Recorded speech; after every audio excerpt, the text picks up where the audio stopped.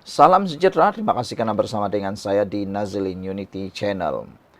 Kita nak dahulukan laporan berita daripada Harapan Daily ini dengan ucapan tahniah syabas kepada Siti Mastura setelah Siti Mastura berjaya membayar saman 830,000 kepada DAP, hampir 1 juta.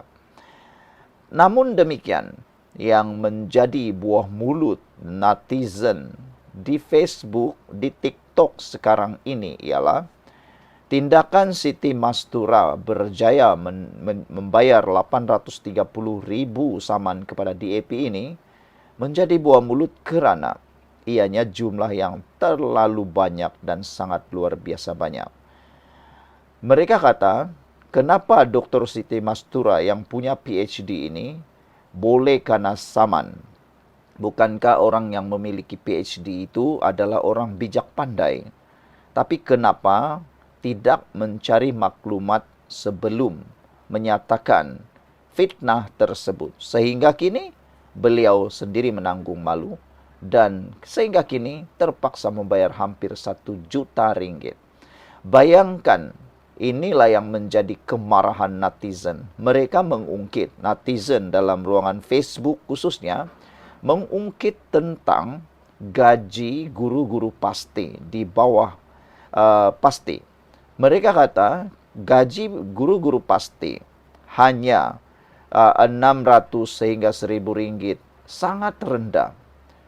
Bila mereka nak minta bantuan, banyak songeh kata mereka di Facebook. Ada yang kata apabila para pekerja di pasti ini mungkin meminta bantuan atau sebagainya, susah betul nak dapat. Tapi Siti Mastura yang diarah bayar saman 830,000 ini, dalam masa singkat kita pujilah. Kita ingin berikan kredit juga. Bukan juga nak komplain semua. Kita beri pujian bagaimana PAS bekerja sama membayar saman fitnah itu. Bekerja sama bergotong royong membayar perbuatan fitnah yang dianggap sebagai dosa itu, gotong royong bayar. Jadi ada netizen kata, gotong royong bayar dosa. Ada yang cakap macam itulah sebab fitnah itu dosa kata mereka. Jadi mereka kata susah sangat nak dapatkan 120,000, 200,000 nak baiki tebatan banjir ataupun jalan yang terhakis di Terengganu. Tapi bayar saman 830,000 boleh pula. Kenapa pula nak naikkan gaji para pekerja guru pasti tak boleh naik? Ada juga beberapa sekolah pasti yang perlu bantuan. Tapi itulah, jangan banyak songeh lah mungkin. Itu yang mungkin mereka terima. Siti Mastura pula dapat kebaikan istimewanya pula lepas gotong royong dapat bayar 830,000. Ada yang memuji tindakan pantas PAS ini membayar 830,000 untuk mengelakkan Siti Mastura kehilangan kerusinya karena akan diistihara bankrupt. Jadi kalau bankrupt, hilanglah lagi satu kerusi kan. Macam tu. Lebih baik jaga kerusi daripada jaga guru-guru pasti, kata netizen. Mereka menyindir perbuatan PAS itu. Ada juga yang kata tahniahlah kepada keluarga Lim Guan Eng kerana dengan adanya 830,000 ini adalah angpau untuk tahun baru Cina, kata mereka menyindir sebenarnya Siti Mastura. Ada juga yang mengatakan supaya PAS hati-hati lagi. Harus berhati-hati. Jangan sampai nanti tiap-tiap bulan pula menderma kepada DAP. Mereka kata daripada menderma DAP, lebih baik mendermalah pasti, guru-guru pasti itu. Jadi supaya tak menderma kepada DAP, berhentilah menyebar fitnah, kata mereka. Tengoklah, dah berapa kali kalah saman fitnah, kata mereka. Kemarin ahli Parlimen Kepala Batas Siti Mastura Muhammad telah menyelesaikan bayaran saman fitnah berjumlah 830,000 kepada 3 pemimpin DAP. Bayaran itu dibuat ke akaun SN Nayan Partners, firma guaman yang mewakili veteran Lin Kip Chiang, bekas Menteri Keuangan Lim Guan Eng dan ahli Parlimen Seputih Teresa Kok. Pembayaran ganti rugi dan kos guaman itu dibuat melalui penyerahan cek kepada Datuk Sangkara Nair. Peguam Siti Mastura iaitu Yusfarizal Yusuf berkata, pembayaran ke akaun firma guaman Nair telah dibuat tetapi wang itu akan disimpan ke dalam akaun peguam cara sementara menunggu rayuan di Mahkamah Rayuan diselesaikan. Siti Mastura kalah dalam kes saman fitnah kerana mendakwa Kit Siang dan Guan Eng mempunyai kaitan keluarga dengan pemimpin Parti Komunis Malaya PKM Chin Peng, selain menuduh Teresa Kok turut mempunyai kaitan dengan mereka. PAS kemudian melancarkan kutipan derma dalam kalangan ahlinya untuk mengumpul dana bagi mengelak Siti Mastura hilang kelayakan sebagai ahli parlimen. Jadi, hati-hatilah. Sekian dulu untuk kali ini. Jangan lupa tinggalkan komen Anda. Salam sejahtera. Terima kasih kerana bersama dengan saya di Nazilin Unity Channel. Skandal keuangan membabitkan padi bernilai 1.8 bilion kini makin menjadi buah mulut.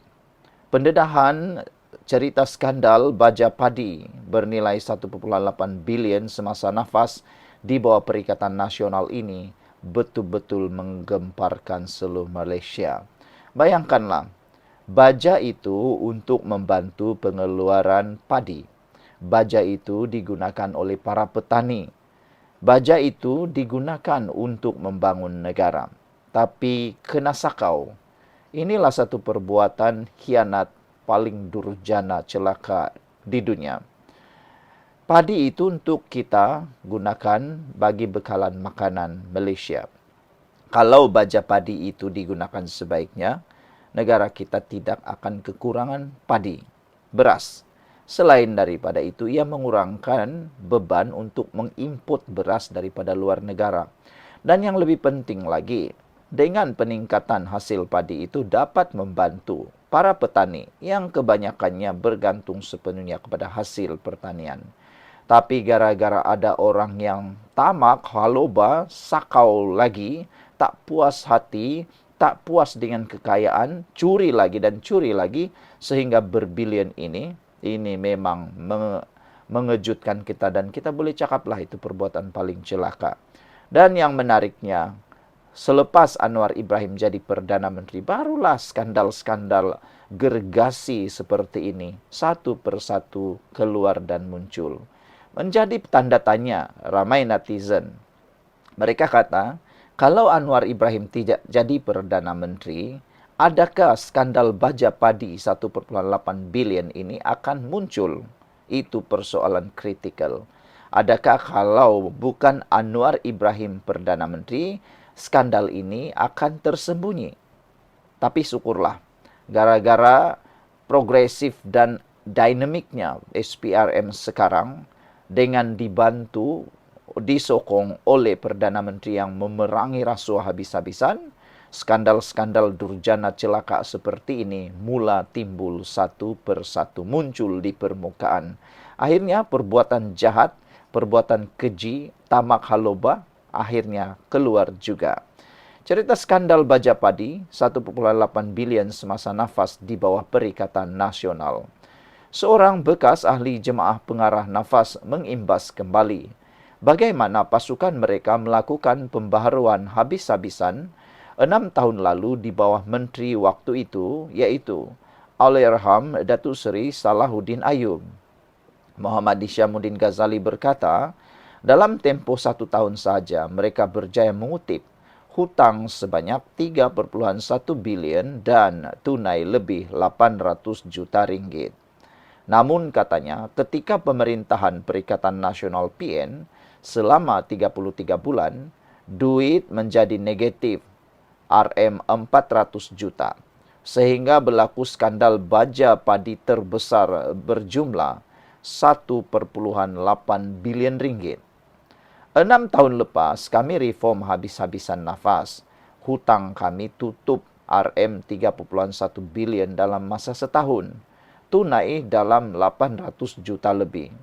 1 tahun sahaja kami buat kerja. Semua penyelewengan kami berjaya kesan. Dan lebih 50 juta ringgit nafas rugi sebab penyelewengan, kata beliau. Naik era Perikatan Nasional 33 bulan, duit jadi negatif 400 juta ringgit dan skandal baja padi 1,8 bilion.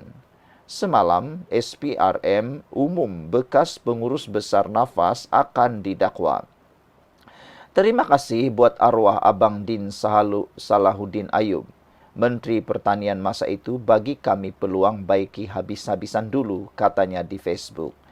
Terdahulu pada 21 Januari, SPRM mengesahkan bekas pengurus besar Nafas bakal dituduh hujung bulan ini berhubung kes rasuah, membabitkan pembekalan baja padi bernilai 1,8 bilion ringgit. SPRM sebelum ini telah membongkar kewujudan kartel dalam pengagihan dan pembekalan kontrak baja padi di dalam Nafas. Beberapa siri pembongkaran dilakukan SPRM di sekitar Kuala Lumpur termasuk di Ibu Pejabat Pertubuhan, Kementerian dan 9 syarikat yang mendapat projek berkaitan. Projek di bawah kementerian itu yang berjumlah 1,8 bilion dianugerahkan kepada Pertubuhan terbabit bagi tempo 30 bulan bermula 2021 hingga 2023. Sekian dulu untuk kali ini. Jangan lupa tinggalkan komen Anda. Salam sejahtera, terima kasih karena bersama dengan saya di Nazlin Unity Channel. Sejak kebelakangan ini dalam perbicaraan kesuan MDB Najib, ianya makin hari makin hangat, makin mengejutkan kita. Bahkan ianya menimbulkan banyak persoalan demi persoalan dan bukan menjadi jawaban pula. Di mahkamah hari ini, Najib mengakui bahwa saya guna dermah Arab Saudi untuk negara, bukan beli kapal layar atau banglo, kata Najib. Wah, pendedahan dan pengakuan Najib ini mendapat perhatian ramai netizen. Netizen bertanya-tanya, sama ada betul atau tidak apa yang Najib katakan itu. Mereka sangsi, betulkah apa yang Najib kata? Dia guna derma Arab Saudi untuk negara dan bukan beli kapal layar atau banglo. Adakah keseluruhan derma Arab Saudi yang didakwa diterima oleh Najib itu digunakan semuanya untuk negara? Itu antara persoalan netizen. Datuk Seri Najib Razak memberitahu Mahkamah Tinggi hari ini, beliau tidak membelanjakan dana yang didakwanya sebagai sumbangan politik daripada Raja Arab Saudi, almarhum Raja Abdullah, dengan sesuka hati. Sebaliknya, kata Najib, beliau menyalurkannya untuk kebaikan negara. Wow, ini memang hebat. Bekas Perdana Menteri itu berkata, walaupun beliau diberi budi bicara mutlak untuk menentukan bagaimana sumbangan itu akan digunakan, beliau memilih untuk membelanjakannya dalam konteks bagi kebaikan negara. Saya tidak menggunakannya untuk membeli kapal layar atau banglo mewah, walaupun saya boleh lakukannya. Saya bersikap telus dan anda boleh lihat daripada cek yang saya keluarkan, kata Najib lagi. Saya rasa adalah tidak betul apabila memiliki wang itu dan membelanjakannya sesuka hati. Saya tidak fikir mana-mana pemimpin sebuah negara akan berbuat demikian, kata Najib lagi. Wah. Ada yang netizen kata, memanglah pemimpin-pemimpin negara yang lain tidak berbuat demikian kerana pemimpin-pemimpin negara tersebut tidak menerima wang seperti Najib daripada Arab Saudi, kata mereka lagi. Banyak lagi tu. Wah, itu luar biasalah. Tetapi seorang pemimpin, kata Najib, akan mengukuhkan kepimpinan dan melakukan sesuatu yang baik untuk negara, serta demi kepentingan Islam, katanya lagi. Najib berkata demikian ketika diperiksa semula oleh peguamnya, Tan Sri Muhammad Safi Abdullah, pada prosiding bela diri kes penyelewengan dana 1MDB hari ini. Disoal oleh Muhammad Safi sama ada beliau adalah satu-satunya pemimpin luar yang menerima sumbangan itu, Najib berkata Arab Saudi bermurah hati dengan memberikan sokongan kepada pemimpin lain. Saya percaya Raja Spanyol pun menerimanya, Lubnan, Pakistan, Mesir, semua negara ini sudah menerima sumbangan daripada Arab Saudi, katanya lagi. Sementara itu, Najib berkata beliau mempunyai tugas besar sebagai Perdana Menteri yang tidak membolehkannya memberi tumpuan khusus kepada perkara berkait dengan 1MDB. Katanya beliau mempunyai banyak urusan lain ketika memegang jawatan, menyebabkan dia tidak menyedari diperdayakan oleh pengurusan 1MDB, ahli perniagaan dalam buruan Low Tiak Jo atau lebih dikenali sebagai Jolo, serta individu lain. Apabila Najib menyatakan bahawa beliau tidak menyedari diperdayakan, ramai netizen menyatakan inilah kelemahan paling ketara yang Najib tanpa sengaja secara tidak langsung menunjukkan sisi belakang beliau yang mana beliau tidak mampu menguruskan negara dengan sebaik-baiknya, kata netizen, sehingga seorang penyangak boleh memperdayakan Perdana Menteri yang sangat berkuasa nombor 1 di Malaysia ini. Kata mereka, kalau begitu, jangan-jangan kalau Najib jadi Perdana Menteri lagi, beliau mungkin akan dipedaya lagi dan dipedaya lagi seperti yang beliau katakan. Ataukah, kata netizen, adakah Najib sebenarnya sedang menjadikan Jolo adalah kambing hitam bersama dengan pengurusan 1MDB semata-mata? Najib juga berkata, selain memimpin negara, beliau antara lain adalah pengerusi khazanah dan permodalan nasional Berhad, selain perlu menangani krisis seperti insiden MH370 dan pencerobohan Lahad Datu Sabah.